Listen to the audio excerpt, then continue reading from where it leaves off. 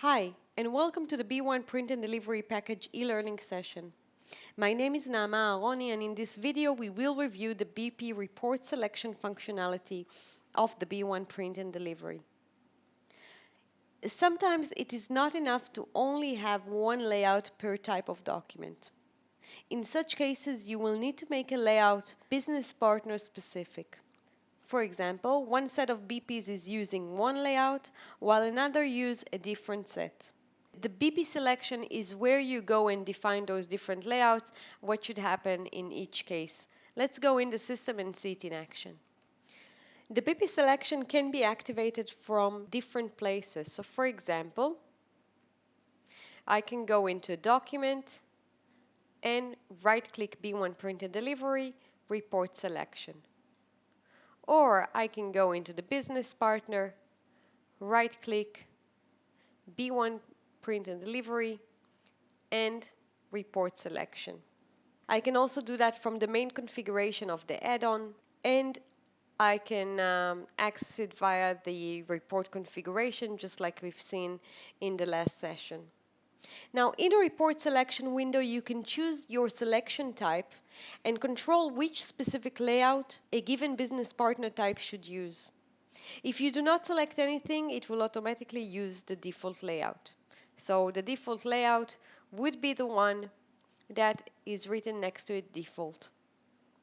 Okay, so let's take a look at the business partner at the report selection window and see actually how it works and what we can do with it. So I'm going to start with going to the add and manage selection types.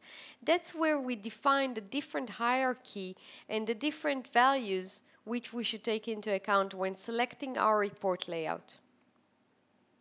Okay, so I do have the option to say whenever we have a different business partner code, a specific one, do something. Or whenever the group of the business partner is set to a specific value, do something else.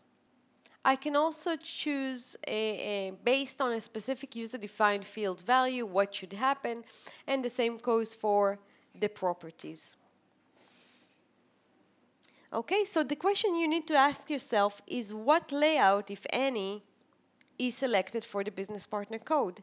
And then what layout is selected for the business partner language? Should I take into account the language of the customer? Or should I take into account the group of the business partner? Okay, so basically I can go and I can add different different things. For example, I want to take into account a user-defined field that's called show or email.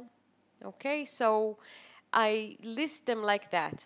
Now, the report selection can be done on multiple levels and selection types. The default rules for the layout selection are, because there is a hierarchy, okay? So it all depends on how you define the hierarchy, and based on that, we will generate, or we will define which layout to choose. So the hierarchy would be what layout is selected for the business partner code. That's the first rule. Then, do we have something selected? If we don't have something for the business partner code, then do we have something for the language? And if we don't have something for the language, did we set any specific layout for the group? And if we didn't set any layout as a default, we just use the first one that is found. Okay, so the default layout selection order can, however, be changed via the add and manage selection type. So for example, let's say you don't want to take into account the business partner code, but you actually care more about the business partner group. I will just move it up. By that, I'm telling the system, first look if I have a specific layout for the group, and only then look for the code specific layout. You can also decide that maybe language is not relevant for you and you would like to not use it, so you can just remove it, or you can go and add whatever it is that you would like to add. Now let's see an example on how we can use it in the system. I'm going to move up the business partner code. I'm actually going to remove the business partner group, and I'm going to be left with business partner code and then user defined field. In the user defined field, I've chose this user defined to decide what should happen, whether a specific value is chosen in that UDF. So I'm going to leave it like that. We're going to look at this window later. And now I'm going to go into the business partner window. In the business partner window, you see the show or email user-defined field which we chose before. And you can see that I've set for specific different business partners different values. So for example, for microchips, I have an email. For global industries, I have a show. For Parameta Technologies, an email. And for Norm Thompson, an email. Now, what I would like to do here, as you saw, I chose that UDF should be taken into account and whatever the value in it. I'm going to say that whenever that UDF is set to show, then in the Air Invoice,